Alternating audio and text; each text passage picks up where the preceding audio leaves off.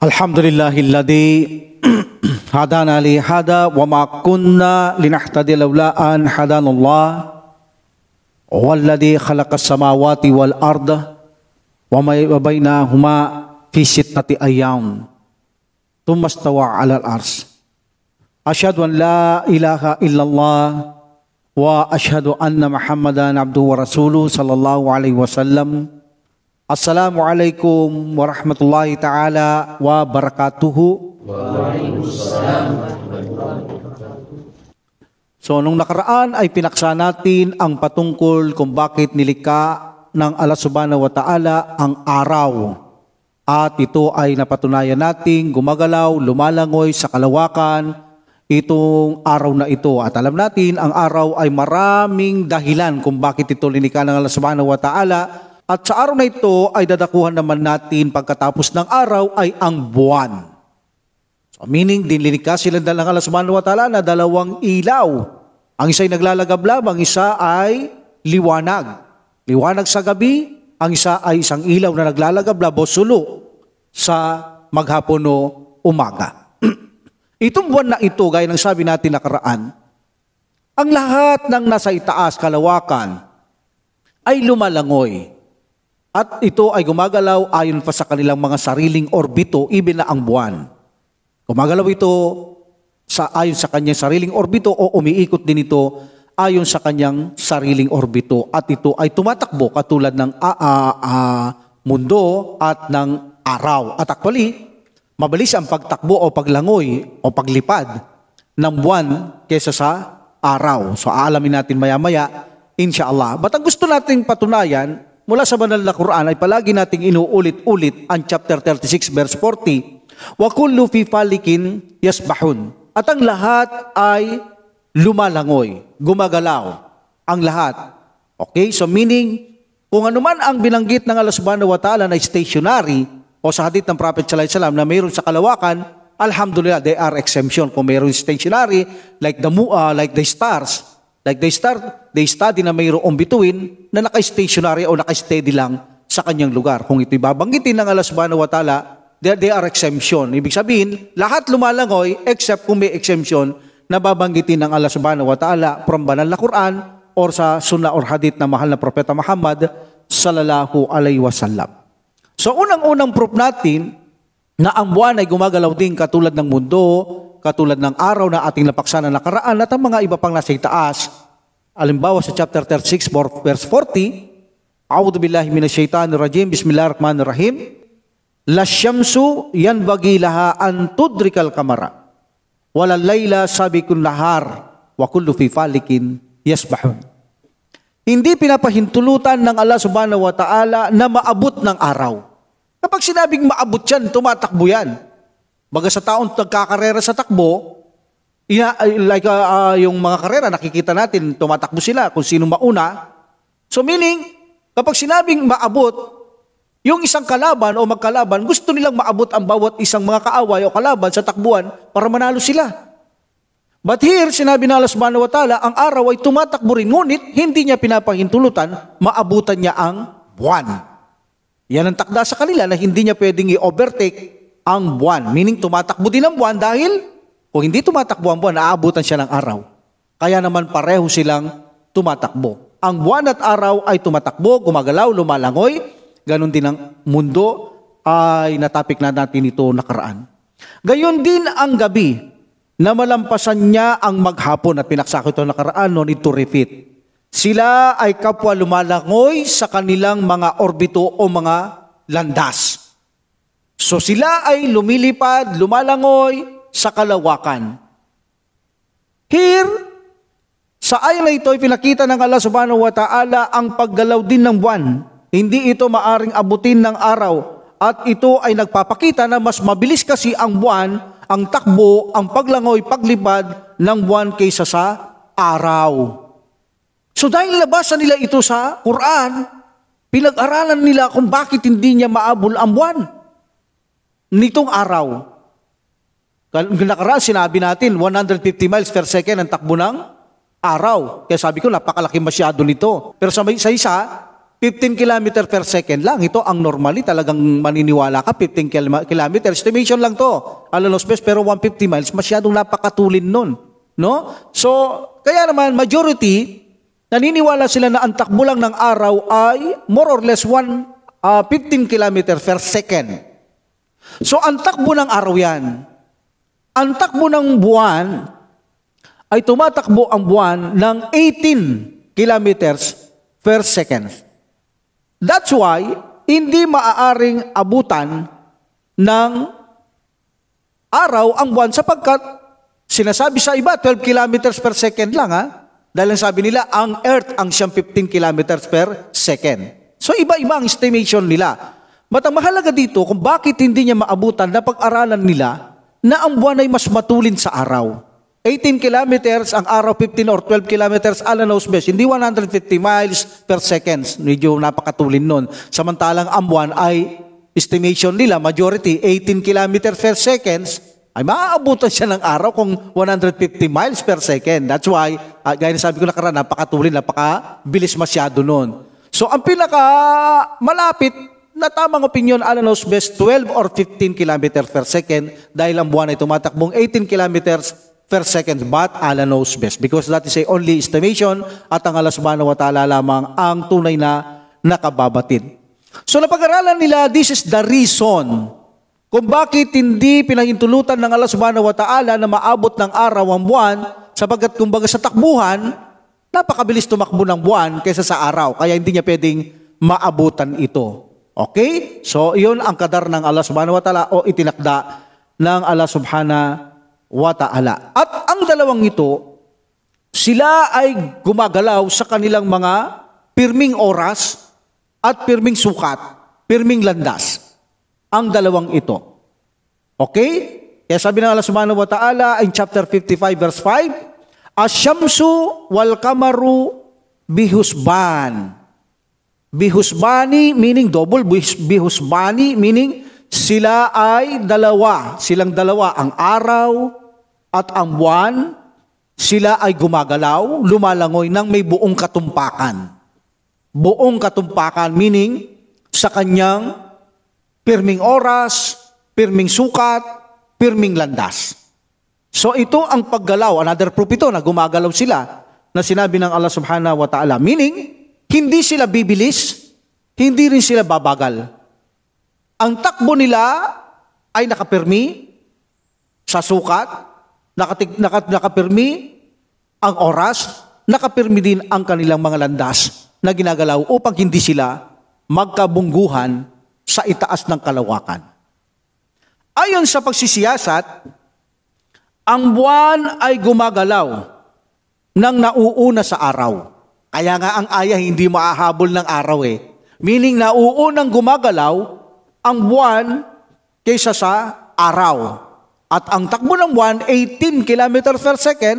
Ang takbo ng araw, 15 or 12 km per second. At nauunang buwan, hindi niya ito mahahabol. Dami nating nalalaman. Ngayon alam natin na uuna pang tumatakbo ang buwan pala kaysa sa araw. At napakabilis pala ng buwan kung ikukumpara mo ito sa araw. Okay? Alhamdulillah. At na-discover nila na ang buwan ay lumalangoy, lumilipad, meaning tumatakbo, at umiikot din sa sariling orbito. Ay nabanggit na ito sa Quran. Umiikot din siya sa sarili niyang orbito. Bakit? Nila? Kung hindi iikot ang buwan, mananatiling isang liwanag siya. Bakit pa iba-iba ang stage ng liwanag ng buwan? So meaning, nila, dahil umiikot, lumalaki at lumiliit ang liwanag ng buwan. That is the proof, strong proof nila, even na hindi mo na silipin yan, na ang buwan ay silipin mo pa ng malalakas na mga telescope, hindi na kailangan nila. Sigurado, kung ang buwan ay umiikot dahil ang kanyang liwanag ay lumalaki at lumiliit. That's why, ang Quran, matagal niya na sinabi itong paniniwala ng lito, na ang buwan ay umiikot because nabanggit na sa Quran, ang mundo, ang araw, ang buwan, sila ay umiikot sa kanilang sariling aksis, ang mga ito. Alhamdulillah. So sila ay nananatiling gumagalaw, ang mundo, ang araw, at ang buwan. Nananatili silang lumalangoy, gumagalaw, tumatakbo, ayon sa itinakda ng Allah subhanahu wa ta'ala sa kanila sa kalawakan. So napatunayan natin na ang buwan ay tumatakbo din katulad ng araw at ng mundo. Sila rin ay umiikot sa kanilang sariling aksis. Now, saan galing ang liwanag ng buwan? Bakit may liwanag ang buwan at saan ito nanggaling? Noon, naniniwala sila na ang buwan ay mayroon ding sariling liwanag. Pero ni-reject ito. Bakit? Anila kung mayroong sariling liwanag ang buwan, ba't paanong lumalaki, lumiliit ang kanyang liwanag? Kung sarili niyang liwanag yan. That's why nung mabasa nila ang Quran, na ang buwan, ito ay reflection lang ng araw, binago nila yon. Ang sinabi nila noon, ang buwan daw ay dating nagsusulo din, meaning mayroon din siyang apoy. Nag-aapoy din. At biglang namatay. Meaning wala ng liwanag. Ngayon tatamaan na lang ng reflection ng araw para magkaroon ng liwanag. Dayaan! Dayaan! Makalusot lamang sila dahil ang Quran, sinabi niya, ito'y reflection lamang ang liwanag niya. That's why gumawa sila ng paraan para lamang umagri sila sa Quran. Meaning para lamang sumang-ayon sila sa Quran because ang Quran ay tama, kailangan makalusot sila para hindi masira ang kanilang mga pinag-iingatang dignidad, karangalan at mga pangalan. Sinabi nila na ang buwan ay naglalagablab din dati tulad ng araw, may apoy daw at namatay. Nung mamatay, hindi na sumindi at binigyan na lang ng liwanag ng araw. Allahu Akbar. Allahu Akbar. Ang dami na natin pinag-aaralan dito Puro Quran lang ang kanilang kinukunan ng source. Kung walang Quran, never nilang masasagot ang problema ng santinakpan na lilikha ng Allah subhanahu wa ta'ala. So in this situation, naniniwala sila ngayon na ang buwan ay sinasalaminan lamang. Pag sinabi sinasalaminan, Tagalog ng reflect. Nire-reflect lamang ng isang bagay na linikha ng Allah subhanahu wa ta'ala. Sinong bagay? Anong bagay ang nagbibigay sa kanyang liwanag? Ang araw ang siyang nagbibigay sa kanya ng liwanag. Tungayan natin ang banal na Quran na ang araw at buwan ay hindi magkatulad. Hindi tama sinasabi nila ito ay dating naglalagabnab na apoy tulad ng araw at namatay lamang. Hindi. Sabi ng Allah subhanahu wa ta'ala in chapter 25 verse 61, A'udhu billahi minash shaitanir rajim, Bismillahirrahmanirrahim. Tabarakalladzi ja'ala fis sama'i buruja wa ja'ala fiha siraja wa kamaran munira. Ang ibig sabihin dito ng Allah subhanahu wa ta'ala, luwalatin siya na naglagay sa kalangitan na kung saan ng mga malalaking tala. Okay? Tala, buruja. Meaning mga bituin. At naglagay doon, gumawa, waja'ala fiha siraja, ng malaking sulo. Pag sinabing sulo, parang kapampangan lang to, no? Pero ito'y Tagalog na malalim. Pag sinabing sulo, ito ay ilaw na mayroon siyang apoy. Alam mo yung mga gasa? Yung may mga gas, di ba? Tapos sisindihan nila yung tela, mga gasa yan, nag-iilaw yan ng apoy. Ganun ang sulo. So siraja ang sinabi ng Allah subhanahu wa ta'ala dito, ginamit niyang termino sa at linikha namin itong naglalagablab na sulo. Siraja is also san, paliliwanag ko yan. Siraja. Wakamara. Damun. Okay, ang ginamit niya dito, munira. Munira, meaning munira, ito ay buwan na nagbibigay ng liwanag o may liwanag. So here Allah subhanahu wa ta'ala said, siraja. Ganito kahalaga, mga grammarian dyan, nag-aaral. Mahalaga itong grammar, sabi ko sa inyo. Okay? Siraja means, this is a lamp. Meaning, nagsusulo, malaking sulo. Naglalagablab. Baga sa madaling sabi, para maunawa natin, naglalagablab na apoy. Okay, linikha niya ang araw, meaning linikha niyang naglalagablab na apoy, meaning yan ang araw. Okay? Also, alam natin ang araw, ang pangalan niya ay Asyamsu. Asyamsu. Here, ginamit ang kamaran. Kamaru is moon. But we know, Asyamsu is like, katulad niya ang salitang siraja. Okay, tanggalin natin sa mansub. Sirajun, Syamsun. They are same. Meaning, parehas. Syamsun, araw. Okay, sirajun, naglalagablab na apoy. They are same. Naglalagablab na apoy at araw, sila ay parehas lamang. Also, there are other words Ang salita na umaakma sa araw ay ang tinatawag na wahhaj. Wahhajun, meaning blazing lamp. Naglalagablab na ilaw o naglalagablab na apoy. Also, diya. The same meaning of Shamsun, Sirajun, Wahhajun is diya. Meaning shining glory. Meaning nagninigning na kaluwalhatian. All of these are same meaning. But kung titignan natin, ang sa buwan ay hindi kailanman ginamit ng Allah subhanahu wa ta'ala ang mga ito sapagkat ito ay paukol lamang sa nag-aapoy. Dito napapatunayan na ang buwan ay hindi nag-aapoy dahil hindi niya ito ginamit hindi katulad ng paniniwala ng una nag-aapoy na matay na lamang. Ginawa nilang pinatay ang apoy para pabigyan na lang ng refleksyon ng araw dahil wala ng apoy. Diba? So hindi. Hindi ginamit ng Allah subhanahu wa ta'ala sa banal na Quran na ang buwan ay may apoy o ginamit ang salitang apoy na okay, para lumitaw na ito'y dating apoy na wala ng liwanag at bigyan na lamang refleksyon ng araw. Wala. Wala. So dito, ang salitang mga ito na naglalagablab, araw, shining glory, o ito ay araw, naglalagablab na apoy, nagniningas na apoy, they are all same. Ito ay araw, nagtataglay ng sariling apoy. At ang salitang buwan in Arabic ay kamarun. Kamarun. At ito ay inilalarawan na ito sa aya na ito, ang kamarun ay munir. Wa kamaran munira. So the meaning of munir ay yung isang bagay tulad ng buwan na mayroon siyang liwanag. That is a munir, hindi apoy. Mayroon lamang siyang liwanag. Okay? Isang katawan sa kanya, yung buwan, yung katawan niya, mayroon siyang liwanag na kung saan ang kanyang liwanag ay hindi niya sarili. That is a munir. Liwanag pero hindi galing sa kanyang sarili. Mayroon siyang liwanag sa kanyang katawan. Yes, pero ang liwanag hindi galing sa kanyang sarili. Kundi ito ay ibig sabihin ng munira here ay isang sinasalaminan ang buwan na nagkaroon ng liwanag mula sa araw. Meaning this is a reflection, reflected light from the sun. Meaning reflection lang ng sikat ng o liwanag ng araw kung bakit nagkakaroon ng liwanag ang buwan. Hindi niya ito sariling liwanag.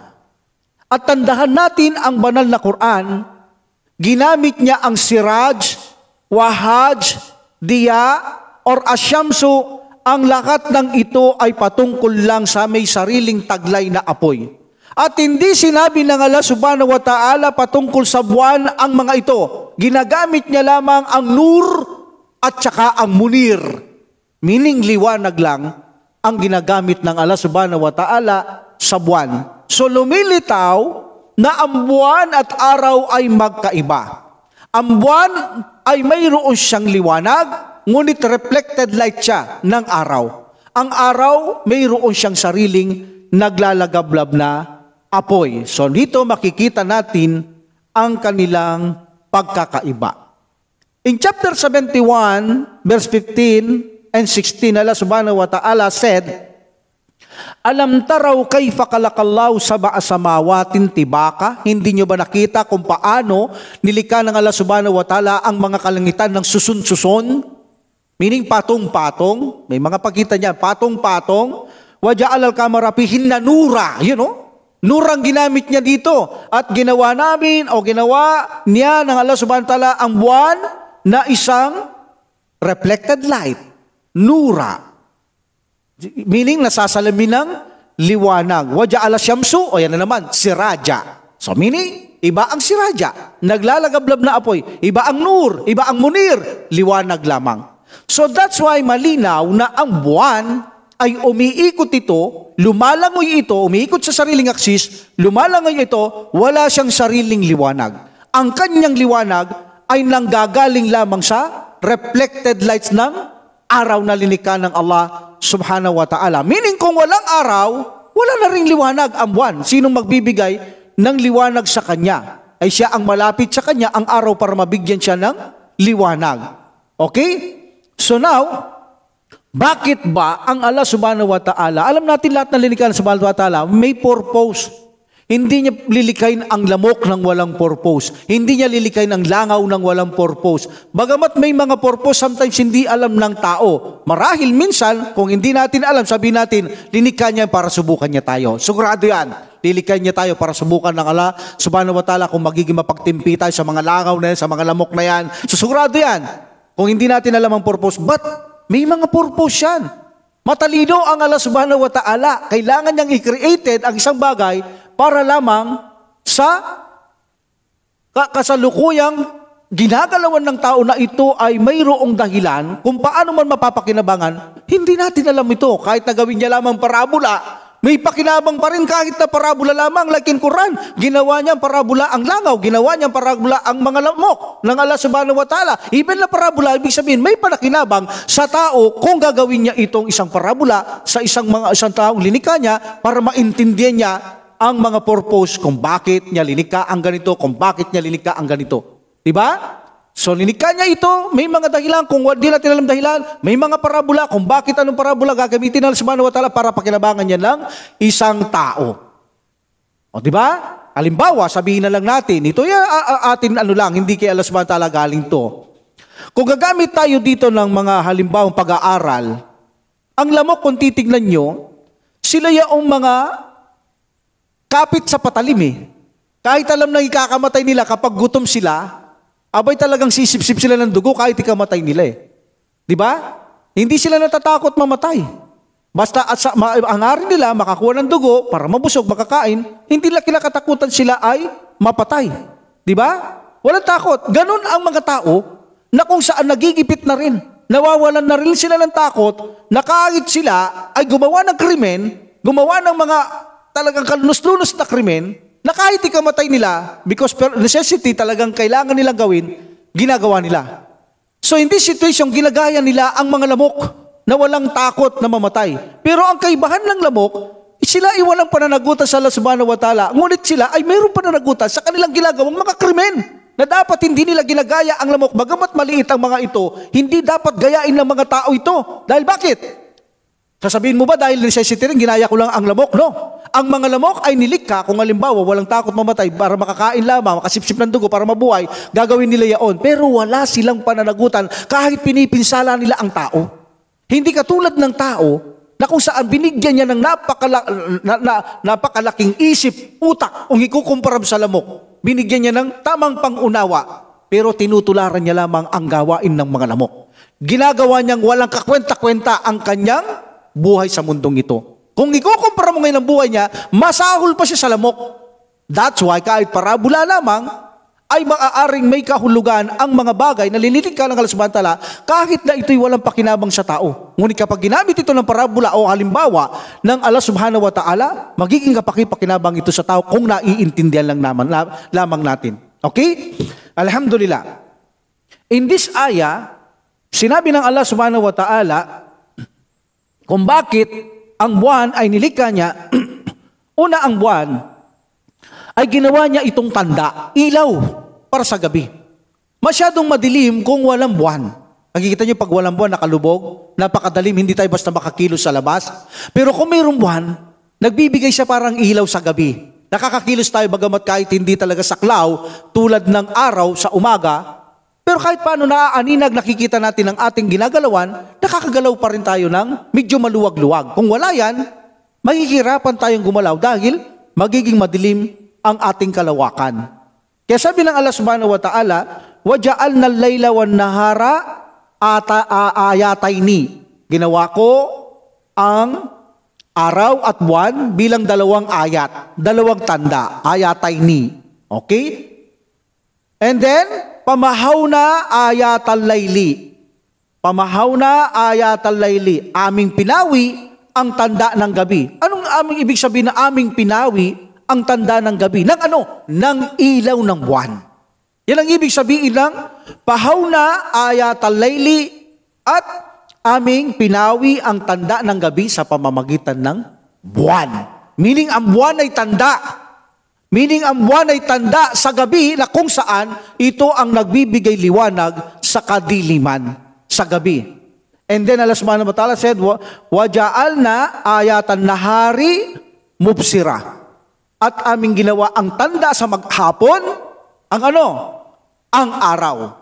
Meaning sa umaga naman, ang araw ay ginawang tanda para maging maliwanag, makita ng mga taong ginagalawan nila, makamaluwag na makapamuhay, maaliwalas ang kanilang galaw, walang kahirap-hirap. Ito ay lantad na tanda ng Allah subhanahu wa ta'ala. So one of the reason kung bakit nilikha ang araw o ang buwan para bigyang ilaw ang umaga at ang gabi. Okay? So that is the number one dahilan kung bakit nilikha ang buwan ng Allah subhanahu wa ta'ala. The sun and the moon, nilikha bilang ilaw sa umaga at gabi para makita natin ang ating kinalalagyan, ang ating kinaroroonan, makagalaw tayo ng maayos, especially sa umaga. Also, ang buwan ay linikha ng Allah subhanahu wa ta'ala para malaman natin ang isang buwan. O, kita nyo? Kalendaryo ito. Meaning, ang buwan ay kalendaryo.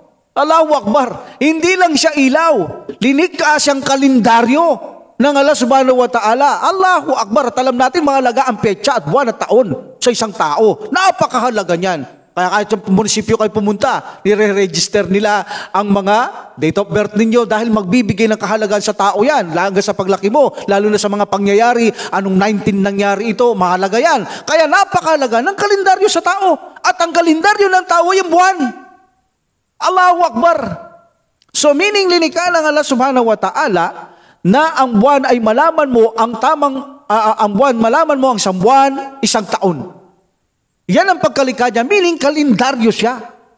At malalaman mo dito, ito ang 1, ito ang 2, ito ang 3, ito ang 4, ito ang 5, ito ang 6. Tapos bigyan mo na lamang pangalan yung isang taon. Yung isang taon bigyan mong pangalan. Yung first month, second month, third month. Alam natin mga ibang bansa, ginamit nila June, July, like that. Tayo hindi ganon. Okay? Hindi ganon. May Muharram, like that, like that, like that. So bibigyan mo ng pangalan. In this situation, yung 12 buwan na ito, eksaktong isang taon.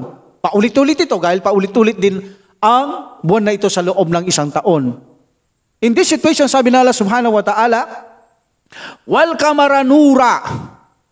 Okay? Wal qamara nura, at sa buwan, ito ay isang nasasalaminan liwanag.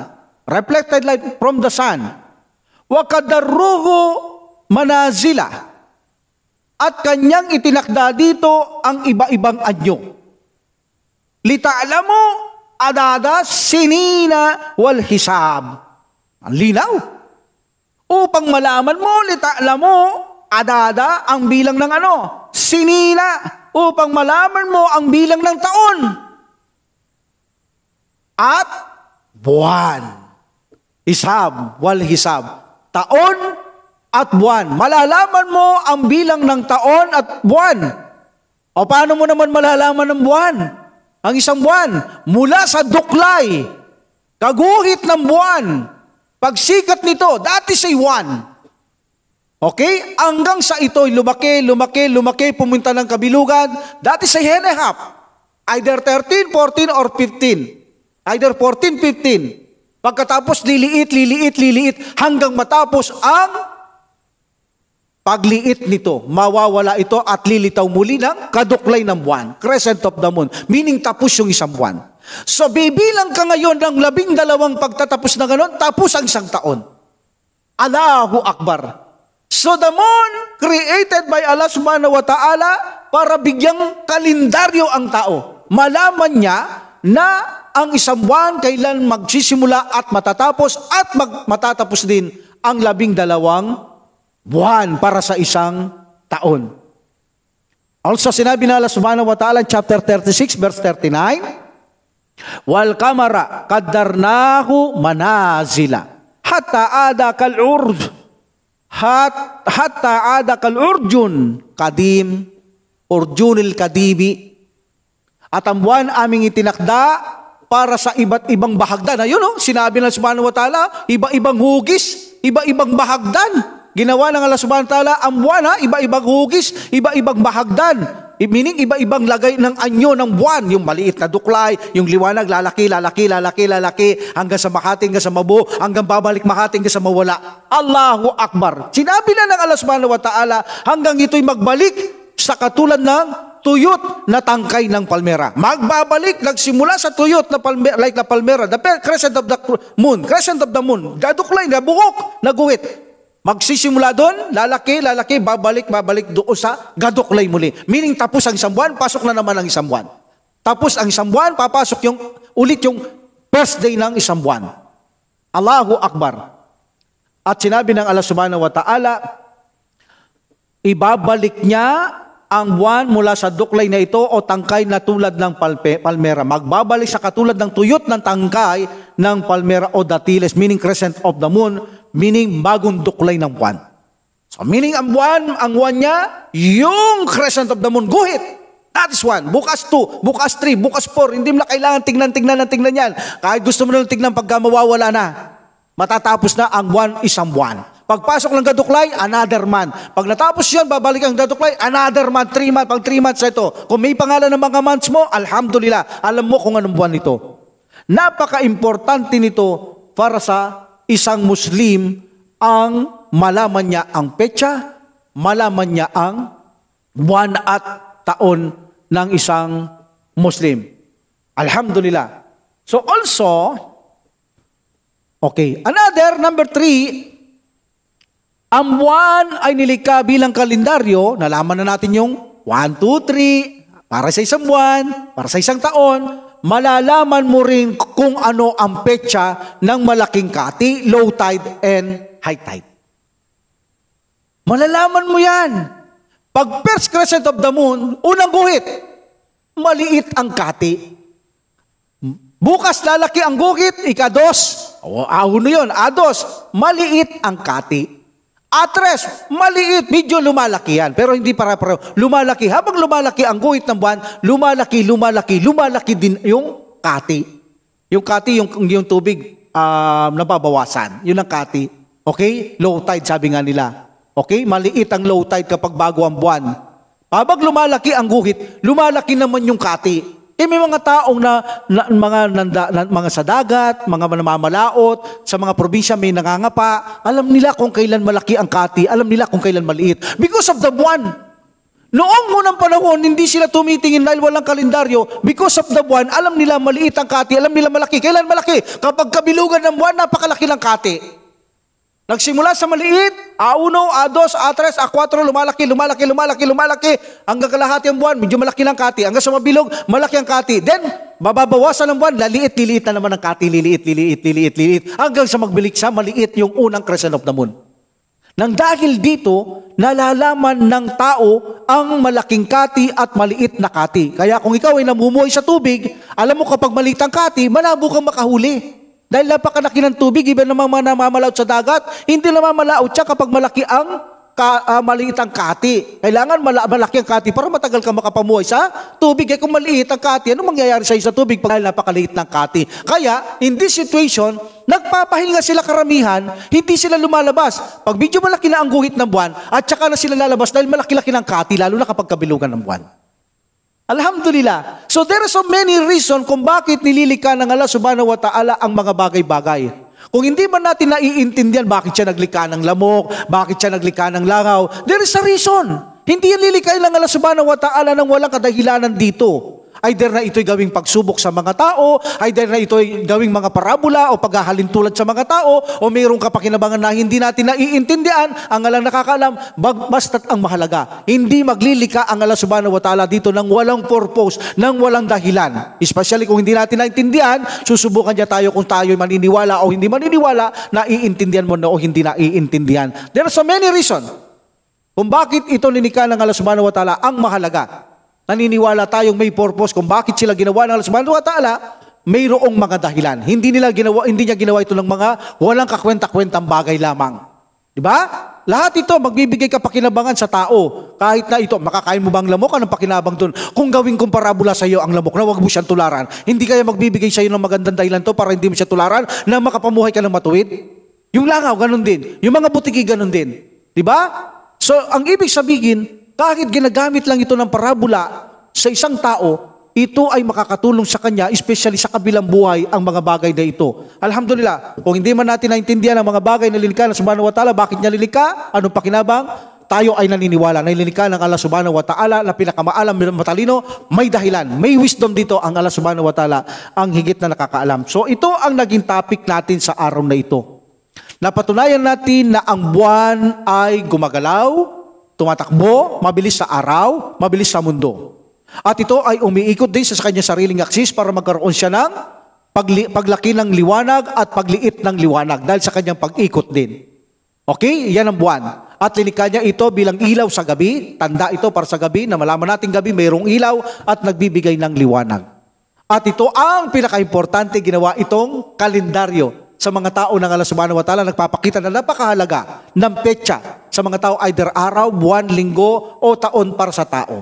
At ito ay nagbibigay ng mga tanda sa mga namumuhay sa tubig na ito ay gawin nila na pamantayan sa pagkati ng tubig, kung gaano kalaki o kaliit ang pagkati ng tubig. So inshallah sa susunod ipagpapatuloy natin ang pag-aaral natin sa siyensya sa banal na Quran, inshallah. Wa akhiru da'watil hamdulillahi rabbil alamin wa salatu wa salam ala rasulillah subhanakallahumma wa bihamdik asyhadu an la ilaha illa anta astaghfiruka wa atubu ilaik. Assalamu alaikum warahmatullahi taala wabarakatuh. Wa alaikumussalam warahmatullahi wabarakatuh.